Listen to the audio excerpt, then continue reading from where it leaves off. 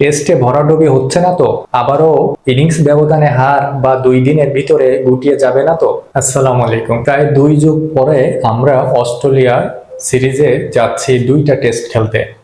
আমার ছবির দিকে তাকান, একদিকে Mitchell Starc, Pat Cummins, Hazlewood.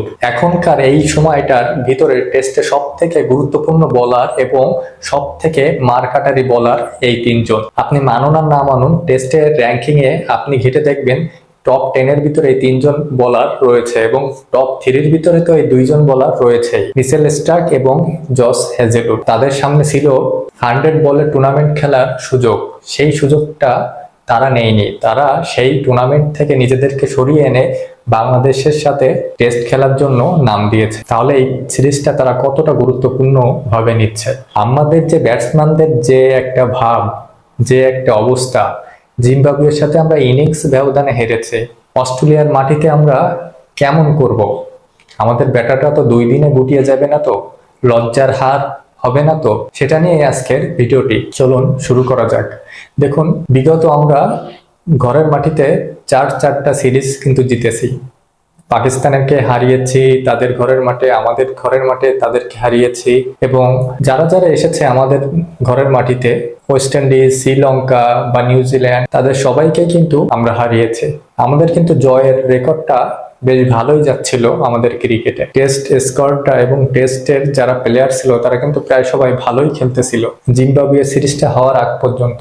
যখনই আমরা বাইরের দেশে খেলতে গেলাম জিম্বাবুয়েতে, তখন থেকেই আমাদের দুর্দশা শুরু হয়ে গেল। টেস্টে যে বাজে পারফরমেন্স, জিম্বাবুয়ের ওই নাগারাভা, মুজারবানি, এদের সামনে দাঁড়াতেই পারিনি আমরা।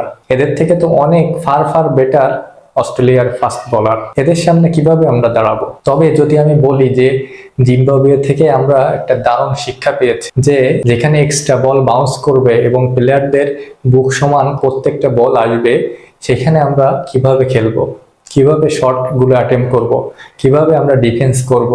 তো এটা থেকে কিন্তু আমরা ভালো একটা শিক্ষা পেয়েছি। মোহাম্মদ আশরাফুল বলেছে যে আমরা আসলে বাইরের দেশে যে ম্যাচ করাতে পারিনি, তবে আমরা বাইরের দেশ থেকে আমরা একটা শিক্ষা পেয়েছি যেটা আমরা অস্ট্রেলিয়া সিরিজে কাজে লাগাতে পারবো। এখন লাগাতে পারলে তো খুবই ভালো, আর না লাগাতে পারলে লজ্জার হার হবে। 2 দশক পর তাই টেস্টে আমরা অস্ট্রেলিয়ার সাথে খেলতেছি, এটা আমাদের জন্য খুবই গর্বের। খুব তাড়াতাড়ি আমাদের সুযোগ হয় না তাদের সাথে খেলা। যদি এভাবে নাস্তানাবুদ হয়ে যায়, আমরা 2 দিনে টেস্ট হেরে যাই, তাহলে পুনরায় তাদের সামনে আমরা বড় গলায় কথাই বলতে পারবো না। তারা আমাদের এরপরে আর ডাকবেই বা কেন?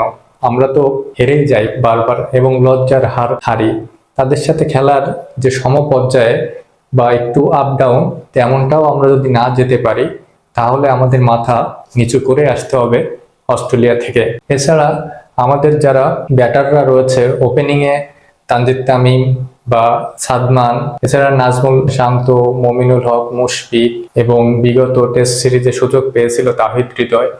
তো কিছু কিছু ব্যাটসম্যান রয়েছে আমাদের ফর্মে রয়েছে এবং বেশ কিছু ব্যাটসম্যান আমাদের টোটালি ফর্মে নেই। তো এই দলে নতুন করে কেউ সুযোগ পায় কিনা অস্ট্রেলিয়া সিরিজে, সেটাও দেখার বিষয়। এবং বিশেষ করে বোলারদের ভিতরে খুবই দারুণ একটা খারাপ দিক হচ্ছে নাহিদ রানার সাইড ইনজুরি। এই সাইড ডিস্টেন্স ইনজুরিটা, এটা থেকে সেরে উঠতে মিনিমাম 15 দিন লাগে সেরে উঠতে। তারপরে 50% দেখে যে বল করতে পারে কিনা, 50% গতিতে বল করতে বলা হয়, তারপর 70%, তারপর 90%, তারপর 100%। টোটালি এটা রিকভার করতে প্রায় 1 মাসের মতো সময় লাগে। এবং আমি যে ভিডিওটা করতেছি, এখান থেকে সময় আর 20 দিনের মতো আছে অস্ট্রেলিয়ার টেস্ট সিরিজ। তো তাতে করে নাহিদরা প্রথম টেস্টটাকে মিস করতে যাচ্ছে।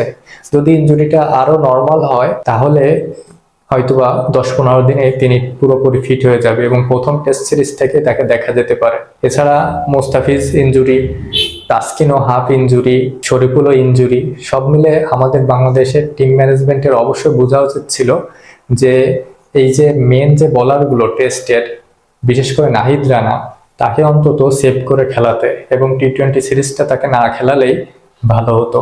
কারণ টি-20 সিরিজ আমাদের এখন জয় বা পরাজয় কিছুই আসে যায় না, কারণ টি-20 বিশ্বকাপ অনেক পরে, অনেক দেরিতে। ওডিআইটা খেলিয়ে তাকে টি-20-র জন্য রেস্ট দেওয়া যেত। এছাড়া আমাদের অন্য যারা বোলাররা রয়েছে তারাও পর্যাপ্ত ফর্মে নাই। এতে করে নাহিদ রানা, তাসকিন, শরীফুল, এদের রিকভারিটা খুবই দরকার।